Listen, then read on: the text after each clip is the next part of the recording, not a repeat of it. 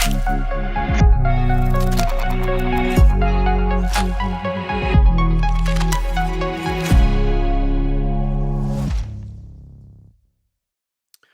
sveicināti NRA sarunās. Šodien atkal saruna, kur nav viesis un intervējumais, bet ir divu cilvēku saruna par politiku, kur mēs mēģināsim savstarpēji pārunāt to, kas notiek apkārt, un varbūt pareflektēt par to. Gribētu stādīt priekšā savu viesi šoreiz, mūsu socioloģijas, tā teikt, gigantu, jeb cilvēku, kurš vienmēr nāk prātā, tad, kad mēs runājam par socioloģiju un partiju reitingiem, Arni Kaktiņu. Sveiks! Sveicināti! Šajās sarunās tā kā man ir sanācis dabīgi jau izveidoties tradīcijai, ka es uzdodu jautājumu, kāda ir tā šī brīža politikas fotografija?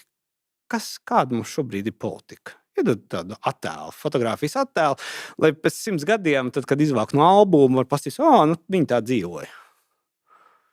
Man uzreiz pirmais vārds, asociācija, kas nāk prātā, kad šādi man uzdoja jautājumu, es teiktu purvs. Tas ir purvs. Respektīvi, tas, ko mēs zinām no aptaujām, un tas nav nekas jauns, šķiet pēdējos 20 gadus tas ir spēkā, lielākā daļa ir neapmierināta, brīžiem vairāk, brīžiem mazāk, patiesībā tas neapmierinātības līmenis ir salīdzinoši ļoti liels, arī ar citām Eiropas valstīm. Cilvēki grib pārmaiņas, nāk vēlēšanas, ļoti bieži arī tur viņi balso par tām pārmaiņām. Tādā izpratnē, ka iepriekš balsoja par vieniem, tagad nav attaisnojuši, balso par kaut ko citu, jā, bet dienas beigās, kā tas purvs tur bija, tāds purvs tur arī palika. Jā. Un, tā tas iet, un nekas lielās līnijās nemainās, bet ir cerība, ka varbūt tās tekošās vēlēšanas kaut ko mainīs.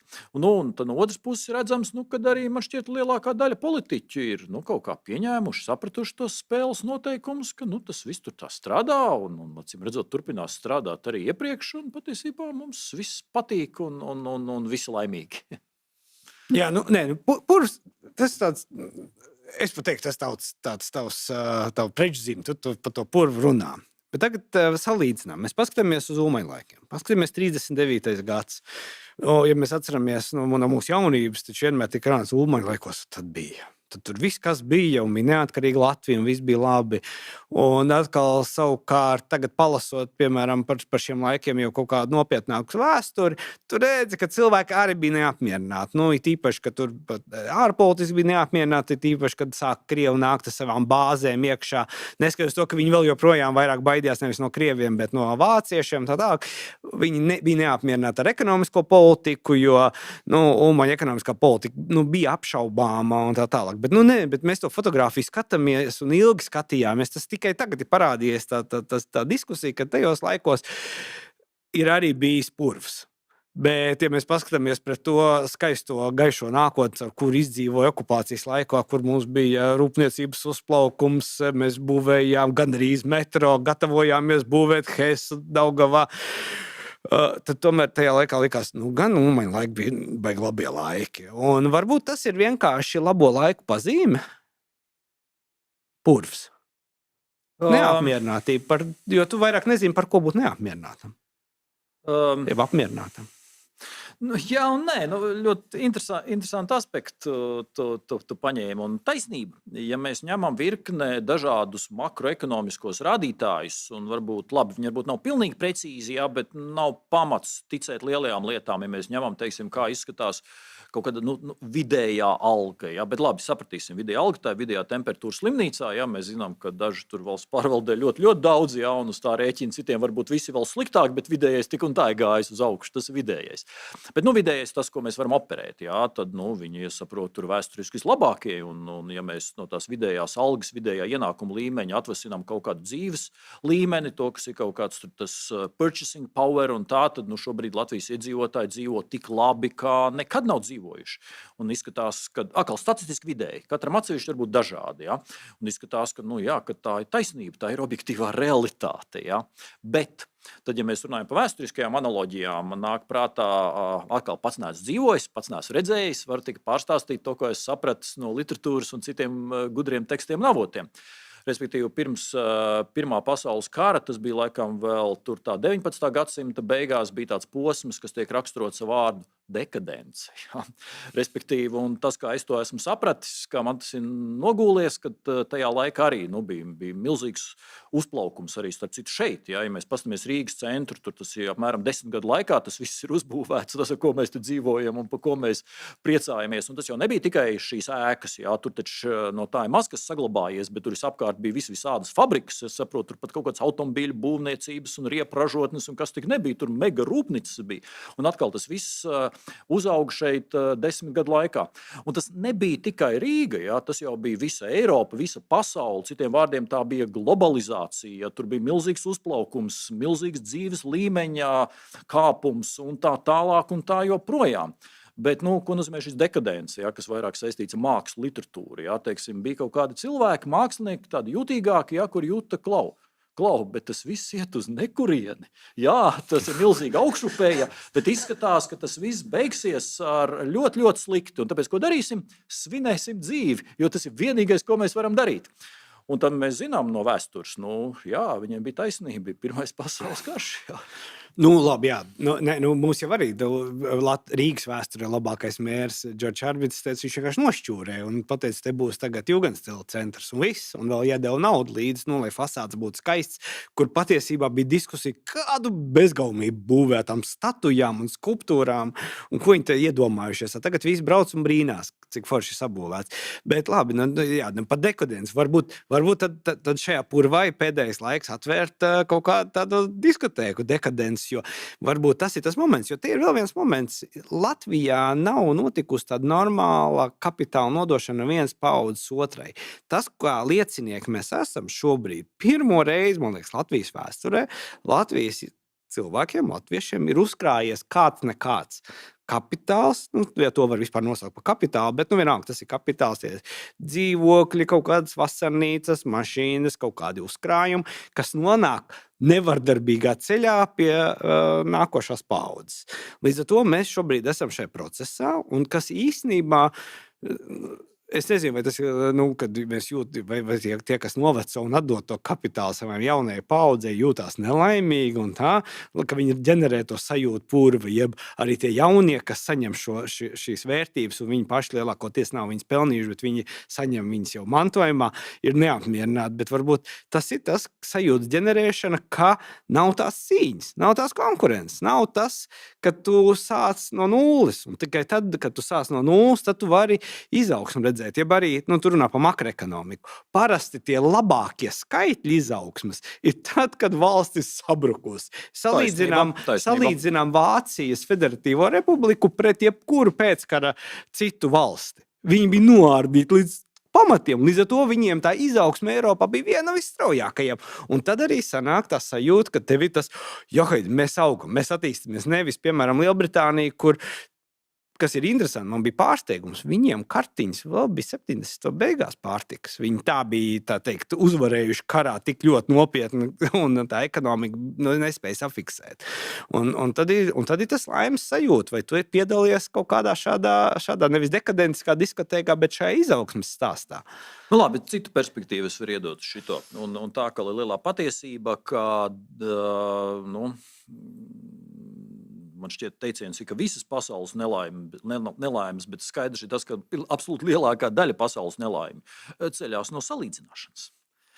Un lai mēs varētu novērtēt un pateikt, vai ir labi vai nav labi, vai ir purvs, vai patiesībā ir strauja un brīnumaina apskaužāma augšupeja, mums vajag ar kaut ko salīdzināties. Ja tu nevari ar kaut ko salīdzināties, patiesībā nav iespējams nekādā veidā neko novērtēt. Ar kaimiņu, un tu tagad nonāksim pie tā, kad labā ziņa ir nevis, kad tu esi pāraudzis kaimiņu, bet labā ziņa ir, kad kaimiņam nosprāg govs. Tā ir tāda izdevusies diena. Jā, arī tas. Un te ir tas, ko ar ko un kā mēs salīdzinamies. Ja? No vienas puses taisnība, ja mēs ņemam un salīdzinām paši ar sevi, tad tur ir ļoti liels progress. Un tiešām tur tas viss ir ļoti labi un neapšaubāmi labi. Jā, bet ja mēs salīdzināmies ar kaimiņiem, un mums patīk sevi salīdzināt ar kaimiņiem, un ne tikai patīk, lielā mērā tā ir uzbūvēta pasaule, tā visas tās informācijas plūsmas strādā. Mēs esam Eiropas Savienībā, tur jau arī visa Eiropas, tur Eirostati un Eiro komisijas, ja to vien dara, kā visu laiku rāda, kā tad visas tās valstis izskatās. Jā. Tu jau no tā nevar nekur aizmukt. Jā. Un tajā brīdī, ja mēs skatāmies šādā plaknē, tad mēs redzam pēdējie, atkal pēdējie, nebijām pēdējie, jau esam pēdējie, ja? Un vai atradīs daudz kaut kādus tiešām tādus pozitīvus topus, ja nerunājam par alkohola patēriņu un tur kaut kādu kašķu un slimībām un mūža ilgumu, ja, sevišķi vīriešiem, ja? Kur mēs varētu redzēt, mēs te izskatāmies tiešām tā ļoti, ļoti labi. Ja? Topos, ja? Nē, un tas jau patiesībā nāk visu laiku, ja ne katru dienu, tad katru nedēļu mūs atgādina, ja, kur mēs esam, ja, ka mēs esam lejas galā. Un atkal, vai tam ir tā objektīvi un pašsaprotami būtu jābūt, un tā, šķiet jau, ka nē. Un to cilvēki redz un jūt un uzdod jautājumus, kāpēc tā, un redz, ka tur paliek sliktāk. Finālā es to kopsavilku vārdā purvs. Nozīmē sliktāk. Nepaliek jau sliktāk. Vienkārši nepaliek tik labi, kā liekas kaimiņam. Agrāk mēs nebijām pēdējie visos topos. Es būšu ātri advokāts, protams, 90. ja tu atceries, bija taču vienā mirklī, ka mēs bijām pirmie Baltijā, un bija pat tēma, ka mēs tūlīt tās poļus apdzīsim, par ko bija runa. Es to ļoti labi atceros. 90. beigās. Tas bija ar visu Bankas Baltiju. Bija pat viens brīdis, kur kaut kādos topos mēs pat pus kaut kādu mēnesi vai pusotru bijām apdzinuši poļus. Es tam īpaši pievēršu uzmanību, likās, redz, kur beidzot tas ir. Jā. Tagad jautājums. Paskatīsimies, par fotogrāfijām runājot. Mēs toreiz, mēs bijām laimīgāki, ja mēs bijām jaunāki, 30 gadus jaunāki, bet vai sabiedrība bija laimīgāka toreiz? Vai viņi jutās kā nepurvā un ka visi mēs esam veiksmes stāsts sastāvdaļa? Labs jautājums. Mums, tiesa gan, man šķiet, ka pagājušajā gadā es to vairs nenomērīju, bet pirms tam diezgan ilgstoši mēs mērījām, tur vai jūtās vai nejūtās, cik laimīgs tu jūties. Jā, un tur nevarētu teikt, ka tur kaut kāda ļoti liela lejupēja, konsekventi būtu. Jā. Tur bija, man šķiet, tā 2008. Gada krīze, un tad tas nokrita, un tā kā viņš uz augšu gāja. Jā. Bet te jānodala atkal ir līmeņi, ja, par ko mēs runājam. Mēs runājam par kaut kādu individuālo līmeni, un tur mēs zinām, ka diezgan liels procents saka, ka patiesībā jau tur man privāti, personīgi, tur man maciņā, tur jau nemaz nav tik slikti. Ja, bet tajā brīdī, ja prasam par kaut kādiem lieliem ietvariem, tur kas ar valsti, kas ar sabiedrību un tā, tad tur, protams, viss ir ļoti, ļoti slikti. Ja. Līdz ar to tajā brīdī, kad mēs runājam par to, vai tu esi laimīgs, un tā, tur cilvēki vairāk runā par šo individuālo līmeni. Jautājums, vai viņi bija dziļi nelaimīgi 90. gados? Toreiz, kad mēs bijām Poliju, tā kā. Es domāju, ka nē. Vienkārši tur cits konteksts bija. Ja? Tur vēl bija kaut kādi sapņi un cerības, ja? un tas vecais sliktais, tas tagad ir nošķūrēts, ja? Un tagad nāk kaut kas jauns, labs. Vēl viņš nav atnācis, bet nāk, un rītdienas pusdienas laiku būs. Ja? Un skaidrs, ka tas visdrīzāk ceļ tev to tavu laimes līmeni. Zin kā, tad ir jautājums, kā var būt, ja cilvēki puslīdz apmierināta dzīvi individuālā līmenī, ka viņi kolektīvi submējās vienā neapmierinātā sabiedrībā? Kas varētu būt kas ir tas, kas viņu šajā dzīve eksistence, viņa jau ir ļoti daudzšķautņaina. Ja? Zin kā, ir viens aspekts un otrs aspekts. Ja? Un teiksim, tas, ko par to dekadenci es minēju. Ja? Labi, viens tu redzi, ka tev iet labi un teorētiski, praktiski tavi ienākumi tik augsti kā nekad, un tavs angliski purchasing power, kāds ir pirktspēja, pirktspējas līmenis. Bet no otras puses, tu redzi kaut kādus makrodatus, ja, piemēram, un man šķiet, tas ir ļoti nopietnas rādītājs. Tas ir demogrāfija, dzimstība, mirstība, viss tā bilance, vienkārši kritiskā domāšana, veselais saprāts, un tu redzi, ka izskatās, ka te pāris paudžu laikā vienkārši mēs izbeidzamies, ja, ka tāpēc viena lietas nevar turpināt pastāvēt tādas, tā kā viņas ir. Kā te bija savādāk? Tas ir interesanti. Šajā pašā 400 grāmatā Latvija un latvieši. Tur bija par demogrāfiju. Man bija šokējoša pieredze, kad izrādās, ka tāda negatīva demogrāfija ir praktiski no 19. gadsimta. Te vienmēr ir atbraucis kāds un uzlabojis demogrāfijā savu klātbūtni. Tas ir tāds interesants moments. Varbūt es kaut ko nepareizi sapratu no tiem rakstiem. Tas nozīmē, ka, lai mēs kļūtu laimīgi, tas mums ir jāatved kādus laimes nesējus. Tas ir tāds, varbūt, no Pakistānas, no Indijas. Mēs paši negribam, bet mēs zinām, ka Eiropa rūpējās, ka mēs netiekam galā ar šo uzdevumu. Ja mēs skatīsimies statistiski, viņi atbrauc, viņi salīdzina to savu eksistenci tur, un šeit, darot daudz pieticīgākas lietas, saņemot vairāk, viņi būs, starp citu, to vidējo laimes koeficientu, viņi baigi pacels, jo viņš šeit jūtās laimīgi, jo viņus tur neviens nedauza, un viņi pat saņem kaut kādu naudu par to dzīvi. Vienīgais viņi varētu būt ziemās laimīgāk, jo te ir augstāks nekā pie viņiem.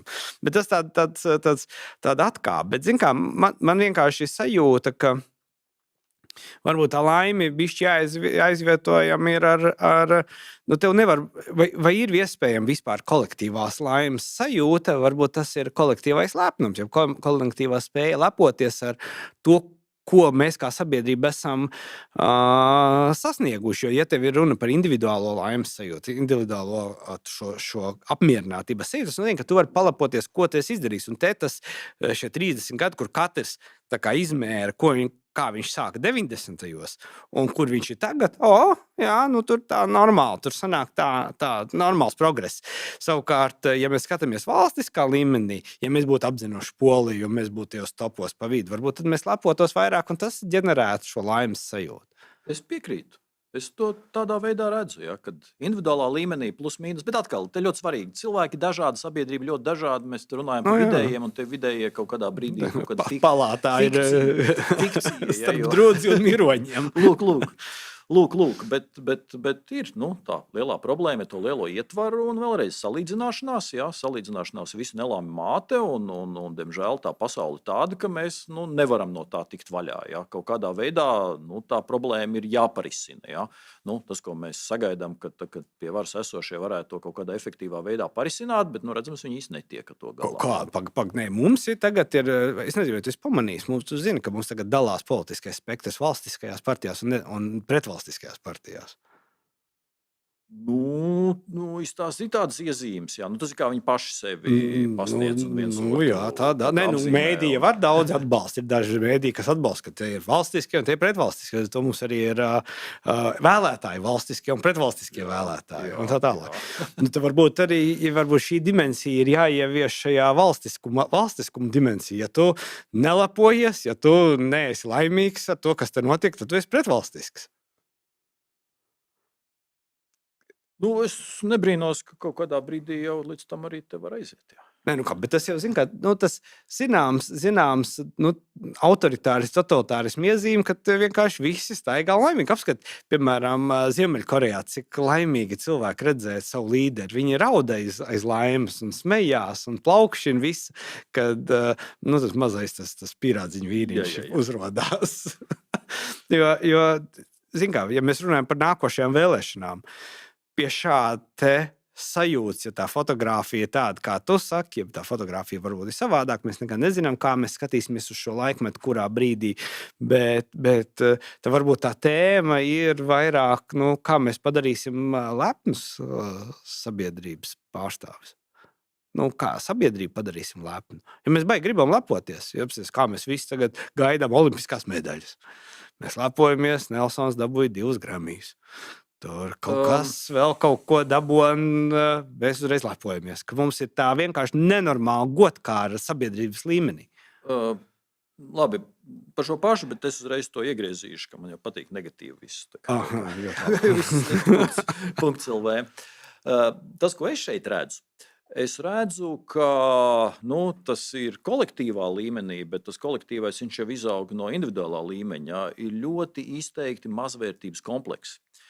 Jo, ja tev nav mazvērtības kompleksa un tu jūties tā kā pilnīgs un vērtīgs un tu esi Dieva bērns, tad tev nav nepieciešamība tā lepošanās ar citu sasniegumiem. Ja?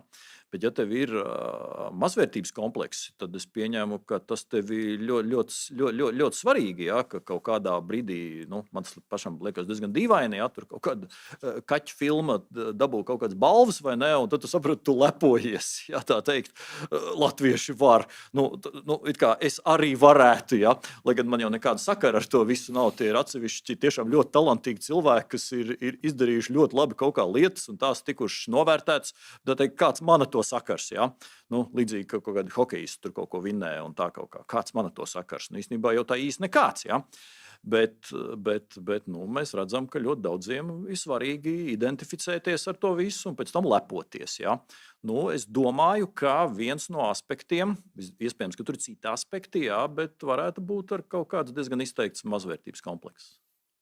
Šis mazvērtības komplekss elements man īstenībā, tu man uzveidi, jo es nevarēju saprast, varbūt tas ir mazvērtības komplekss, to visu to cepšanos, to mieriņu un to parakstīto vēstuli Trumpa Nobel prēmijai. Es īsti vienu lietu nesaprotu, kāpēc, varbūt tas ir tas mazvērtības komplekss, kāpēc viņi nepasaka, ka viņi uzskata, ka tas tā ir labi. Jo viņi nav iedevusi to atbildi. Kā pasaka, es parakstīju, uzskatu, ka tas ir pareizi, labi, un visu viņam vajag to Nobel prēmiju. Es parakstīju, tas ir vajadzīgs Latvijai. Nevis visi tagad minstinās un dejo ap to stāstu. Un tas varbūt ir tas mazvērtības komplekss, ka mēs visu laiku mēģinām lepoties ar svešiem panākumiem un baigi nemēģinām pacīnīties paši par saviem panākumiem. Un konkrēti, ja es varu iekomentēt, es neredzu nekādu problēmu, kad tur parakstīja vēstuli. Ja? Man šķiet, ka, ja tu vari nopirkt tik lēti citu labvēlību, ja, tad skaidrs, ka tas ir jādara. Ja? Ne tikai tur var ordeni iedot, ja tu par to vari kaut ko nopirkt, ja dienas beigās, kam tad tas tie domāti tie ordeņi ir. Ja? Tikai tad, lai tu pirktu kaut ko, ja? Kas tev nepieciešams par salīdzinoši lētu naudu. Ja? Ordeņi nemaksā dārgi. Tieši tā, maksā parakstīt tur kaut kur, lai iesniegtu kaut kādu prēmiju, ja, un pat ja viņš dabūtu to prēmiju. Kādu vainu lai tak saņem? Viņš grib, lai tak saņem. Tieši tā, ja tu caur to sev vari dabūt kaut kāds bonus, ja, kāpēc gan ne? Bet varbūt tas ir tas, tā nespēja līdz galam, tās visas iekšējās pretrunas politiskās, kas arī tagad lien, kas ir problēma, ka šī purva sajūta, kas ir iekšpolitiski, viņi tagad lien pa tām porām uz to ārpolitiku, ka mēs nespējam, tā kā pateikt, par ko mēs esam, pret ko mēs esam, kas ir mūsu vērtība. Mēs tur mēģinām stāstīt par kaut kādām universālām vērtībām, vēl kaut ko sabrukušo pasaules kārtību un visādi blāblo runāt. Un tāpat laikā skaidri paši sev pateikt, ok, mēs esam maziņi, ok, bet mēs tā kā esam stipriņi, mēs tā kaut kā darīsim tā, lai mazinātu to iespēju, ka iestājās nepatikšanas. Mēs skaidrs, ka mēs nevaram aizbēgt no nepatikšanām, un neviens nespēja līdz galam pateikt, ka nav receptes, kā izbēgt nepatikšanas. Jo nepatikšanām ir tāda melniem gulbim ir tāda slikta īpašība, viņš uzrodās. Bet tad tu vismaz dari kaut kādu soļu kopumu, lai viņš atlidot, tā teikt, mazāks nepatikšanas būtu. Es piekrītu, bet te ir viena liela problēma. Tu saki, ka vajadzētu kaut kā pateikt, bet problēma ir tāda, ka kurš būs teicējs. Un tā ir mūsu lielā problēma. Respektīvi, ir jābūt kaut kādiem viedokļu līderiem, kam ir ne tikai atpazīstamība, bet ir pietiekami liela autoritāte, ja, un plašās auditorijās, ja, kuri tad varētu runāt šīs lietas un attiecīgi sabiedrībā ieklausītos kaut ko no tā visa pārdomātu, mēģinātu kaut ko caur sevīm laist un reflektēt. Ja. Tas, ko mēs zinām no aptaujām, un ne tikai no aptaujām, Latvijā ir problēmas ar šo. Nav jau vairs lielo viedokļu līderu. Te ir tas jautājums. Tu saki, ka nav viedokļu līderu, bet vai tiešām sabiedrība socioloģiski pasaka, socioloģisks jautājums, kāda tavu sajūta, vai sabiedrība ir gatava tādam tiešam dialogam, tādai tiešai sarunai? Nešaubīgi, kad ir.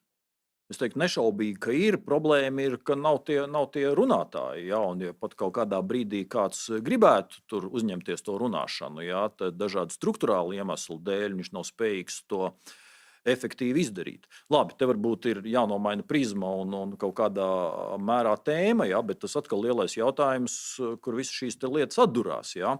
Respektīvi, tā ir bāziska tēze. Mediji konstruē realitāti. Un tas arī jau šeit visdrīzāk ir 55 reizes pārunāts. Ja, pēdējo 20 gadu laikā mediju telpa ir ļoti mainījusies. Agrāk mediji bija daži, bija mainstream mediji.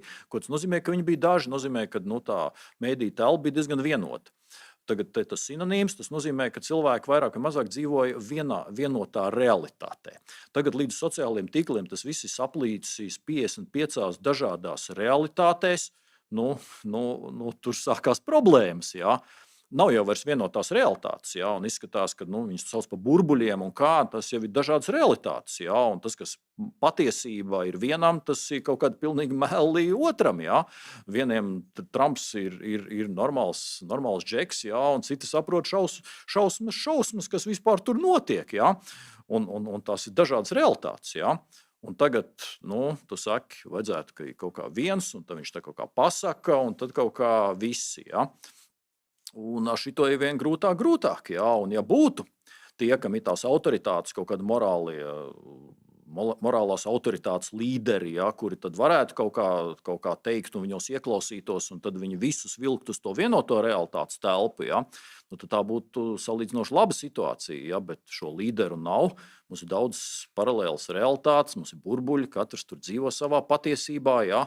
Kā to visu savākt kopā. Ja? Un, ja liekam uz laikās, ja, tad man izskatās, ka tur situācija paliek arvien bēdīgāka un arvien bēdīgāka dēļ sociālajiem tīkliem. Nē, tu esi kā tāda sāpīgo vieta. Kad mums ir valstiskie mēdīji, tas ir mēdīji, kas saņem naudu no valsts un izpilda valsts, tā teikt, uzdotos pasūtījumus. Tur diezgan tas ir skaidrs, ka valsts nauda degradē mēdījus, jo agri vai vēlu, tas ir tā kā, mēs, protams, varam teikt, tas varbūt neveiksmīgs piemērs, bet man vienmēr fascinē, zinu, ka tas zelta zivis lielās peld kaut kādos tādos baseinos un akvārijos. Un tad, kad pienāk cilvēks, tad viņas atpeld paskatīties uz to cilvēku. Viņas jau neatbrauc neatnāk paskatīties uz cilvēku. Viņas gaida, ka tas cilvēks jau ir pieraduši. Es nezinu, ko viņi vispār redz, bet viņi zina, ka tā ēna, jeb tas, ko viņi redz, kas tūlītās kaisīs ēdienu. Un tas ir zīvis, kas es tomēr domāju, ka mums ir zināma atšķirība mentālajās spējās, atšķirība no zivīm. Bet viņas ir iemācījušās, ka tur tā ēna parādās, ka tur baro. Tad tajā mirklī, kā valsts sāk barot, tad loģiski, ka tās mēdīs zīves pēl tur, kur tā barība birst, un viņiem pilnīgi vienalga sāk palikt par to, kurš to lasa, kam viņi to ražo, ja viņi ražo tam, kurš birdina to barību. Un tā ir problēma, kuras rezultātā ir tas, ko tu pieminēji, vismaz man hipotēze, tad cilvēki meklē alternatīvas veidus, kā iegūt informāciju. Starp citu, tu redzēji, bija tikko vakar, man liekas, bija kaut kādi pētījumi dati, vai tas nebija tavējs par to, ka cilvēki neusticās vairāk, kā uzticēšanās mēdījiem krītās. Jā, un otrs ir ļoti interesanti, man Eirobarometra dati par sociālajiem mēdījiem, ka, ja prasa cilvēkiem aptaujā uzdeva jautājumu, jūs pēdējo 7 dienu laikā, ko jūs meklējāt sociālos tīklos, viņi atbild, ka 60%, ka viņi meklē tur ziņas un aktuālos jaunumus. Sociālos mēdījos, nevis mēdījos. Un tas ir viens no augstākajiem rādītājiem Eiropā, kas parāda, ka tas nozīmē, ka ir kaut kādu faktoru kopums, un es pieņemu, ka viens ir tā valsts naudas pilināšana mēdījos, kad vienā mirklī cilvēki sāk meklēt tomēr kaut kādu alternatīvus informācijas avos, kas ir, protams, labvēlīga vide, kur var iebarot dieva zīmes. Tas jau, protams, atkal ir cits stāsts, kas tur tiek viņiem barots un tā, bet ka tas ir tāds arī šī purva elements, ka viņš tiek, tāds pašradošs purvs, kas tiek aizvien purvaināks paliek. No vienas puses teiktu, ka šie procesi, attīstība, iezīmes, viņas jau izskatās visā pasaulē ir plus mīnus tādas. Mēs redzam, ka laba laika arī Savienotajās valstīs tur lielie tradicionālie mēdīji noriet un tā tālāk, bet man izskatās, ka Latvijā tās blaknes mums ir šīs situācijas blaknes, viņas ir sevišķi izteiktas un sevišķi nejauks un nepatīkams. Bet tā nav mana tēze, burtiski pēdējās dienās pat nepateikšu, kur es kaut kur arī sociālos medijos izdzirdēju, un tas man aizķērās, ja. Un tagad tas mākslīgais intelekts te mums nāk arvien vairāk modē, un arī es viņam sāku uzdot visādus jautājumus, un man šķiet arī tāda ļoti tāda laba lieta, vai ne? Ir visu zina un tā tālāk, un reizēm muļķības kaut kādas dod, jā, bet reizēm nedod muļķības. Nu, lūk, bet tagad saistībā ar šo bāzisko tēzi, jā, kad agrāk mēs dzīvojām vienotākā realitātē, tagad dēļ sociālajiem tīkliem un visām tām attīstībām tā vienotā realitāte vien vairāk izšķīst, un pa lielam tā ir problēma, jo vēlreiz mēdī konstruē realitāti. Vienā brīdī, ja mēs nedzīvojam vairs vienotā realitātē, tad jāsāk dezintegrēties, man patīk domāt, neizbēgam arī visam pārējam. Ja? Nevar pastāvēt vairs kaut kāda vienota, stipra, spēcīga valsts un vienota sabiedrība. Nē, tur jābūt dezintegrācijai visos līmeņos, un patiesībā kaut kādā mērā mēs arī to redzam. Pastīsimies, teiksim, Savienotās valstis, ja? Agrāk bija liels un stiprs, tagad tā turpina teikt, bet tajā pašā laikā mēs redzam, tur demokrāti sastrīdējušies ar republikāņiem ir tik lielā mērā, ka tur jau brīžiem jau kaut kādi pilsoņu kara elementi jau viņiem parādās. Ja? Un faktiski tekošajās vēlēšanās tur kaut kā vieni vinnē, un tagad viņi pa savām pārkārto valsti, tas nenozīmē, ka tur kaut kas ir beidzies. Nē, būs nākošās vēlēšanas, vinnēs nākošie, tad redzēsim, kas tur būs. Rullēs atpakaļ, liks Trumpu cietumā, tur viss ir ļoti, ļoti slikti. Ja? Un kāpēc? Mēs redzam, tur nav vairs vienotās realitātes. Ja? Ir demokrātu, progresīvo realitāte un ir republikāņu realitāte, kur vienu otru ienīst. Ja? Citiem vārdiem mēs redzam, ASV noriet savā ziņā. Tas pats jau spēkā ir visur. Bet es teicu, mākslīgais intelekts. Tagad mēs redzam, un izskatās, ka tas arī tā ir, cilvēki vien vairāk no sociālā tīkla pārslēdzās uz mākslīgo intelektu, ja? Jo tāpēc, ka viņu var sarunāties, viņam visu ko prasīt un tā tālāk, un grib zināt, kas noticis ziņas, teiksim, taču var paprasīt. Kas jauns noticis? Precīzi, un viņš tev iedos, ja? Un piemēram, arī tad zeme ir apaļa vai plakana. Tagad tas kā skatās no kuras puses? Taisnība. Patiesībā abas atbildes ir patiesas. Ja? Bet mēs zinām. Ieej TikTokā, cik tur daudz video ar to malu. Plakanā zemes malu. Tur ir biezā slānī, tikai sāc skatīties, un tev tik baros un baros. Lūk, un šis ir sociālo tīklu pasaule. Mēs zinām, ka tur ir kaut kāds noteikts burbulis, ja, kas ir plakana zemes piekritēji, un priekš viņiem tā plakana zeme ir pilnīga realitāte. Kāpēc? Tāpēc, ka tur ir zinātniskie pierādījumi, tur ir raksti, tur ir demonstrācijas, un tur ir pilna visa argumentācija. Un ja tajā burbulī, tā ir realitāte priekš tevim plakana zeme, ja, un tikpat labi tur tajā paļai zemē ir sava realitāte. Bet tagad, kas notiek, ja šī abi burbuļi pārceļās uz mākslīgo intelektu, un mākslīgais intelekts sāk zīmēt realitāti? Un šis tagad jautājums ir, vai realitāte kļūs vienotāka? Es prasīšu, kā ir zeme, ja? Un viņš visiem īstenībā saka, ka īstenībā zeme ir apaļa un tā un šitā. Ja? Vai arī tur parādās kaut kādi varianti, un viņš turpina uzturēt un kaut kādā veidā sekmēt šos burbuļus. Un uz šo nav atbildes. Ja? Ir skaidrs tas, ka šī tehnoloģiskā attīstība iespējams, ka nākošo, ja tagad mums te 20 gadi visu postīja un plosīja un iznīcināja, ja, tad varbūt tagad nākošie 10 gadi tieši pateicoties mākslīgam intelektam to visu savāks atpakaļ. Atkal vienotība kļūs reāla savā ziņā, reālāk, vienotāka. Ja? Tur paprasīs, tur kaut kādi islāma teroristi, tur labie sliktie, un viņš visiem teiks, ne, viņi ir sliktie, šitā nevar. Tas ir kakali, paga, viņi ir varoņi zināmā burbulī, tie, kas spridzinās. Tas ir sociālo tīklu realitāte, jā.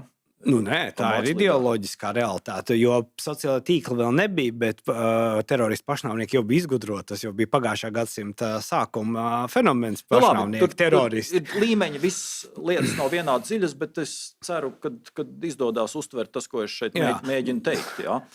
Bet es pielieku jautājumu zīmi. Ja? Es pieļauju, iespējams, ka neviens to nezina, kas un kā būs. Ja? Bet ir skaidrs, ka tur kaut kas ir saistībā ar šo problemātiku, par ko mēs runājam. Bet redz, zini kā, es tikko arī biju Amerikā, Kalifornijā, kas ir zilais štāts, un kur tur es biju dažās kompānijās, kur to vien darīja, kā lamāja Trumpu. Vienkārši no panskām ārā. Bet tāpat laikā, kas ir raksturīgi, ir kopējā vērtības sistēma. Neapšaubām ASV ir stipri. Neapšaubām ASV ir veiksmīgi.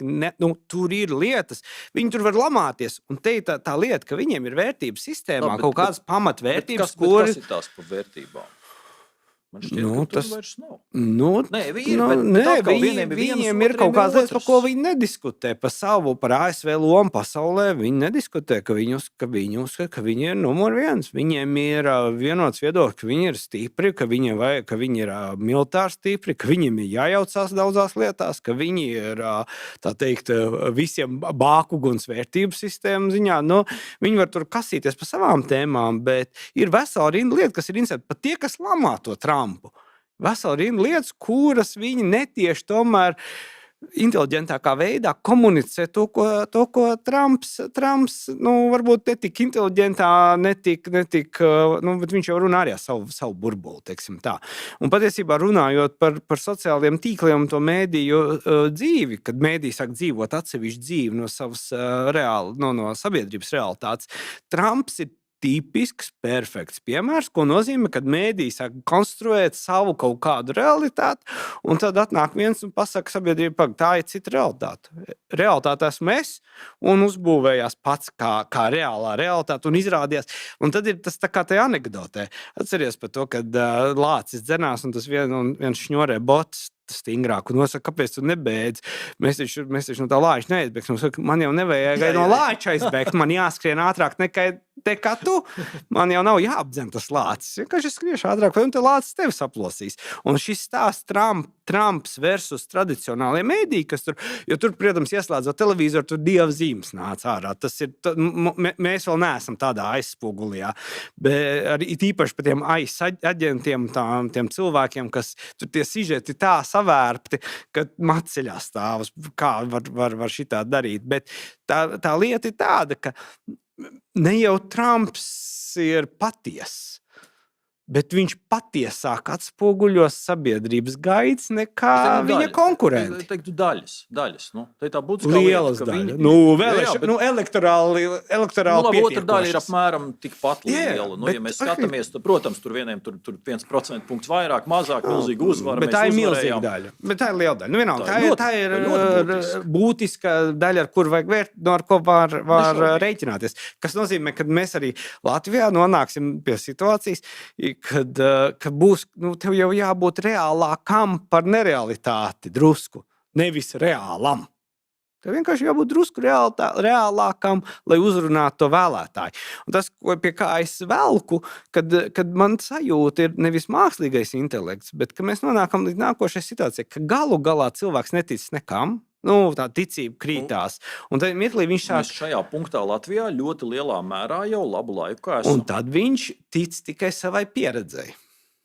Reālai pieredzei. Viņš sāk ticēt tikai tam, ko viņš var Mēs atgriežamies tajā laikā, tad, kad mēs skraidījām pa mežiem ar veči skraidījumu un medīju mamutu, sievietes mēģināja lasīt kaut kādas ogas, kas tur bija lasāmas ar bērniem uz muguras, lasītāji, mednieku lasītāji, tā sabiedrība, kuri īsnībā viņi bija tik reāli, cik reāli var būt, jo viņi ticēja tikai tam, ko viņi varēs ataustīt. Tā oga ir, es viņu apēdu.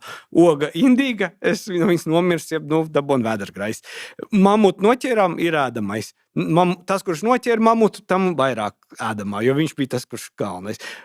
Ka mēs nolaižamies galu galā līdz tam brīdim, kad mūsu realitāti noteiks nevis mākslīgais intelekts un nerealitāte, bet tikai realitāte. Un tas ir tā atomizācijas moments, par ko tu runā. Kad sabiedrība sadalās, un tad es tev, Arni, ticu, tāpēc, ka es tev pazīstu ļoti sen. Es tev ticu. Tad kaut kādam citam čalim, kurš atnāks man sāk stāstīt par socioloģiju, es viņam neticu, es viņu nepazīstu 30 gadus. Lai viņš pierāda, man jāpatausta, man vajag kaut kā, es neticu. Un tā ir nejauka lieta, jo, kā pats teici, tas ir tā kā pirmatnējā sabiedrībā, bet principā tas nozīmē, ka nav iespējama modernā valsts un modernā sabiedrība. Nozīmē, ka arī visām tām struktūrām patiesībā jāregresē līdz tam līmenim, kur viņas arī regresēs, jo tāpēc, ka visas tās lietas ir savstarpēji saistītas. Ja? Ka, lai varētu pastāvēt valsts sabiedrības, vienā brīdī tev vajadzīgi kaut kāda uzticēšanās līmeņa, tev vajadzīgi tie viedokļu līderi, tev vajadzīgi tie cilvēki, kam tu uzticies, kuri ja saka, ka zeme ir apaļa, tad tu tiešām tici, ka zeme un apaļa, tev nav vajadzīgs pašam kaut kādā veidā pārliecināties, kur nemaz par to nevar pārliecināties. Ja? Labi, Dievs pa zemi. Ja? No jaunāko laiku vēstures mums Latvijā ir viens ļoti spilgts piemērs, kas man šķiet ne īsti līdz galam ir izprasts, ne izanalizēts, un tas bija Covid un vakcinācija, kur pēc tam, protams, izrādījās, ka gluži tām vakcīnām tur nebija tā, kā likās sākumā. Gluži Covid tur nav tā kā viss. viss. Es esmu koriģējis, tā teikt, savu skatu, bet toreiz, jāsaka godīgi, es to nezināju. Ja? Es tiešām paļāvos, uzticējos, ka tas, ko man saka, ir tīra manta. Ja? Un tā tēze bija ļoti vienkārša. Ja? Un apakšai kaut kāda matemātika, ja? Kur tur 90 vai cik procentiem jābūt novakcinētiem. Ja viņi novakcinēti, tad attiecīgi matemātiski tā sērga neiet tālāk. Un, ja neizdodas sasniegt to līmeni, ja, tad patiesībā tīri matemātiski tu nevari to sērgu apturēt. Un Latvijā nesasniedz tos līmeņus. Ja? Un kāpēc nesasniedza? Tāpēc, ka nebija uzticēšanās vairs tajā brīdī tiem, kuri nodeva ziņu, un brīžiem pat nebija kanāli, kā nodot ziņu. Ja? Bet es tev varētu nepiekrist, zināmā mērā, jo, ja mēs runājam par Covid vakcīnām, es tev tur piekrītu, bet tas ir tomēr izolēts. Ja mēs skatāmies pamattrendu, tomēr vakcīnas pret tādām bišķi pazīstamākām slimībām par Covid. Un tur, tā kā, protams, ir antivakseri, kur ne pret ko nevakcinēsies, bet tas tāds normāls evolūcijas process, ka tie, kas, mēs labi zinām, ka evolūcijas procesā neizdzīvoja stiprākais, izdzīvoja gudrākais. Un tad jautājums ir, kāda ir tava gudrība? Es nesaku, ka tie, kas nevakcinējās, ir dumjāki. Varbūt viņi tieši evolucionāri būs stiprāki, jo viņiem izdzīvos tie, kuri spēs ar dabīgi pretoties tām slimībām, kurām mēs nespējam pretoties, jo mēs vakcinējamies. Tā kā tas vispār tāds liels jautājums, bet kopumā sabiedrībā nav jau tāda trenda, ka mēs pret difteriju nevakcinēsimies, pret encefalītu nevakcinēsimies un tā tālāk. Tāda pilnīga neticība medicīnai dēļ Covid nav iestājusies. Tas bija par ko? Par to, ka ja kaut kādā brīdī nav kritisks uzticēšanās līmenis nosacīt kaut kādai elitei, pa lietām, kuras tu pats nevari pārbaudīt, jo tu nevari pārbaudīt. Tādas vakcīnas tu nevari pārbaudīt. Tas viss ir uzticēšanās. Uz sevīm var visu ko pārbaudīt. Atceries, kādreiz. Arī grūti. Kā tu pārbaudīsi, vai tā baku vakcīna tev īstenībā strādā vai nestrādā? Saslimstot ar bakām. Un varbūt nomirstot no viņam. Šo var ļoti viegli paveikt. Labi, pa Covid bet kaut kādas no tām tropiskajām slimībām mierīgi nesavakcinējies, brauc uz Āfriku un uzzina, strādā vai nestrādā. Kaut kāda zelta no drūdzi norauj, un tad ir labi. Bet, es saku, te vienkārši kā modelis, jā. Vienkārši kā modelis, kā tas viss strādāts. Stāsts par vakcīnām. Ja? Tas ir stāsts kaut kādā brīdī, lai viss labi strādātu, tev vajadzīga kritiskā masa ar uzticēšanos. Ja viņa nav, tad būs kaut kāda x stunda, būs kaut kāda krīze, ja? Un tu būsi dziļā nelaimē. Ja? Un tādā ziņā te Covid mums izspēlēja šo etīdi. Un es saku vēlreiz, tas ļoti svarīgi. Pēc tam izrādījās, ka ne tas Covid tāds, ne tas vakcīnas tādas, bet ja tas tā nebūtu bijis, ja, gan tas Covid būtu bijis viduslaiku mērs, ja, un arī tās vakcīnas būtu glābēja vakcīnas, ja, mēs būtu atraušies. Ja, jo tāpēc, ka tīri matemātiski, ja, lielā mērā dēļ uzticēšanās un visām šīm lietām, ja, te nevarēja dabūt gatavu to, kas bija jādabūt gatavs. Labi, neatvērsim tēmu. Būtu atraušies ar baigā lielā muiža, būtu mazāk cilvēku. Bet neatveram, bet tikai par tēmu, vakcīnas, sazvērestības, plakanā zeme. Un tad man patīk tie video, kas tagad ir, kur pīpē sazvērestības teorija tā mierīgi piekritēji, jo viņi lasa Epsteina failus. Kur tur ir sakoncentrēts viss un par to, ko vien var iedomāties par šīm tēmām, par ko mēs runājam. Un tad ir jautājums, tiešām uzticēties, jo tur bija visa elite. Tie cilvēki, kas ir viedokļu līderi, un tie cilvēki, kuriem būtu jābūt bākuguniem, paraugam visiem citiem. Man cilvēki izbrīna. Es būs neizbrīna. Skaidrs, mēs zinām, kādā veidā strādā informatīvā telpa, kādā veidā sabiedrība funkcionē, ka visu laiku jau tādam sunim kaut kāds kauls jāiedod, un tad viņi to kaulu zelē, un tad citi tur tādi vienkāršāki, citi tādi garšīgi kauli, kur var riktīgi ņemties. Un šajā kontekstā, tā Epsteina lietas ir, kāda garšīga. Viņi ļoti novērš uzmanību. Tur ir elite, tur ir pedofilija, tur ir tā, tur ir šitā. Viss. Bet tad man šķiet, ka, bišķiņ tāda neizpratne par to visu, ja, jo tāpēc, kad skaidrs, kad pedofīlija slikta lieta, un gan jau, ka tur bija arī kaut kāda pedofīlija, bet ne jau visi tie cilvēki, kas tur brauc un tusēja, tur to darīja dēļ maziem bērniem, ja. Man šķiet, nekas tam līdzīgs. Mēs zinām, kā strādā pasaule, kādā veidā strādā Latvija, ja kaut kādā brīdī tev vajadzīgi ir kaut kādi formāti, kādā tu zini, ka tu droši bez medijiem vari apmainīties informāciju. Jā. Tad varbūt mums vajag Latvijā kādu tādu salu, arī, kur viņi visi var kontaktēties. Var nokārtot kaut kādas lietas, jā, un vienkārši tas, ko Epsteins izdarīja, vienkārši viņš radīja kaut kādu šādu platformu, jā, un tad citu starpā, jā, tur izskatās, ka tur bija arī kaut kādi daži elementi, jā, bet ne jau, visi tie, kas tur brauca un nosacīti līdzdarbojās, ir pieminēti, jā, to darīja dēļ tā, jā. Man patīk domāt, ka tur 90% to nedarīja dēļ tā. Un tad rodās jautājums, ko tad viņi darīja? Varbūt mēs nemaz nezinām, ko viņi tur darīja. Varbūt tur bija vēl sliktāk nekā. Un tas ir tas, varbūt tas, par ko tu runā patiesībā. Jā, tas jau arī tur ir dienas kārtībā. Bet tas ir tas, kad ir šī pilnīgais ticības degradācija. Un tad mēs atgriežamies pie tā, ka mēs tomēr ka mēs nonākam līdz tā, ka mēs ticam tam, kam mēs varam pieskarties, ko mēs varam sajust, par ko mums ir pieredze. Un, ko tas nozīmē? Tas nozīmē, ka būtībā politikai un valstī jāpārbūvējās līdz tādā veidā, lai reflektētu šo jauno realitāti. Nav mums vairāk viedokļu līderi. Labi, nav. Vai tad mēs tāpēc visi tagad skriesim uz mežu, uz ragaviņām nosaldēties šajā augstumā? Nē, dzīvosim bez viedokļu līderiem. Tad varbūt dzīvojam bez viedokļu līderiem, tad kaut kādā veidā tomēr savādāk pielāgojās tā valsts, kad mēs varam dzīvot bez viedokļu līderiem. Es domāju, ka nevar. Padomā, cilvēks nevar bez viedokļu līdera. Viņam vajag virsēt. Nē, individuālā līmenī var. Runa ir par valsti un sabiedrību. Kā uz racionāliem pamatiem. Valsts sabiedrība, tās ir ļoti sarežģītas, kompleksas sistēmas, tādas, kādas viņas šobrīd. Viņas ir veidojušās evolūcijas gaitā 2000 gadu. Un tas, ko tu saki, tā ir atomizācija un tādas, kāda šobrīd ir valsts un sabiedrība, visa tā kompleksitāte, viņa vienkārši nav iespējama. Pagaid. Tu izdari secinājumus, mēs atgriežamies pie tā laime vai nelaime. Tu izdari secinājumus par valsti no savas personīgās pieredzes saskarē ar valsti. Un tādā gadījumā, ja mēs gribam dzīvot bez viedokļu līderiem, tas nozīmē, ka valstī sava funkcionalitāte jābūt tādai, ka viņai saskarē ar savu pilsoni, tai pieredzei jābūt tādai, ka cilvēks ir apmierināts ar to un laimīgs. Ļoti lielā daļā elementu tu jau nevari nodrošināt šo kaut kādu jēgpilnu saskari un ar to pieredzi. Ņemsim to pašu aizsardzības militāro jomu. Ja? Kādā veidā tur pilsoniem uz ielas, kur? Tev ir, paskaties, ja tev ir, tā kā mums tagad ir dienests izveidots, šis aizsardzības dienests, kur jauniešus. Labāks piemērs ir Somijā, kur visi iziet caur šim dienestam. Tu tam cilvēkam, kurš ir bijis sistēmā iekšā, pēc tam neiestāstīs. Viņam ir sava pieredze par šo sistēmu. Tu viņam neiestāstīs tos pekstiņus, ja mēs paskatāmies, ko stāsta. Kad mēģina... tā ir tā pieredze. Tā ir tā pieredze. Tad tu piespiedi viņu pieredzēt. Es biju domājis citu aspektu, jā. Kā caur to pieredzi tu pamatosi to, ka tos 5% no IKP vajag tajā lietā grūst iekšā, jā?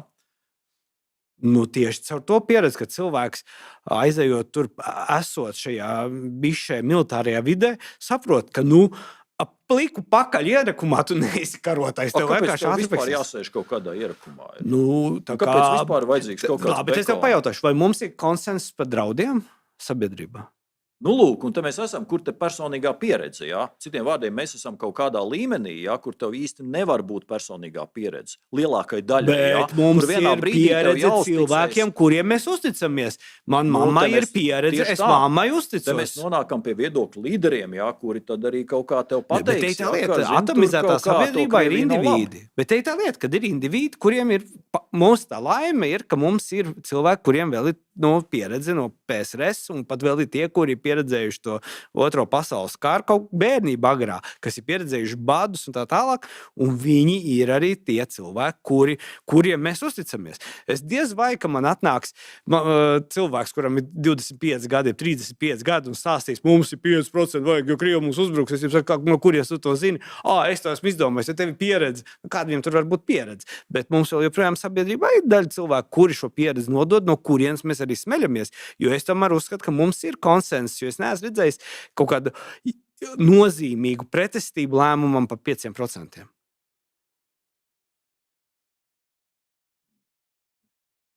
Ok, es saprotu, ko tu saki, bet labi, taisnība ir, bet pēc 20 gadiem nebūs vairs tās pieredzes, vairs nebūs tās paudzes. Bet pēc 20 gadiem mēs būsim jaunieši izaudzinājuši patriotiski. Tik un tā. Jebkurā gadījumā ir tā, ka par lielāko daļu lietu, kas ir uz pasaules, kas ir objektīva realitāte, par ko mums ir viedokļi un pārliecības, mums nav iespējama tieši pieredze. Ja? Un attiecīgi mēs esam spiesti paļauties uz kaut kādiem viedokļiem līderiem, lai kas tie nebūtu skolotāji, arī tie paši vecāki, dienas beigās. Tā jau nav tava pieredze, tā ir tava cilvēki, kuriem es uzticos. Tieši tā, un tā nepastarpinātā pieredze ir ļoti, ļoti ierobežota, un arī mēs zinām, ka bieži viņi var būt maldīgi, ka mēs varam kļūdīties savā pieredzē, ka tur var to dažādi skatīties. Un mēs esam ļoti atkarīgi no kaut kādiem citiem viedokļu līderiem, kuri tad palīdz veidot šo vienoto realitāti. Okay. Labi. Tad nobeigumā es teikšu tā. Te prasās tā kā tosts, tad par to, lai mums būtu viedokļu līderi, kuri pieredzē mēs uzticamies un kuri var mums nest savu pieredzi. Tas ir viens no mūsu, es pesimists saku, mūsu lielās nelaimes cēloņiem. Vienotās realitātes trūkums, lai tiktu ārā, lai izietu šo vienoto realitāti, kaut kādā brīdī ir vajadzīgi viedokļu līderi, kur to spēj savākt kopā. Ja viņi neparādās, tad vismaz, kā es teicu, mazliet parādās cerības, varbūt mākslīgais intelekts kaut kādā dīvainā veidā atrisinās mūsu problēmu. Ja? Bet to mēs vēl nezinām. To mēs nezinām, bet paldies par sarunu. Un mans viesis bija viedokļu līderis, autoritāte, kuram cilvēku uzticās, Arnis Kaktiņš.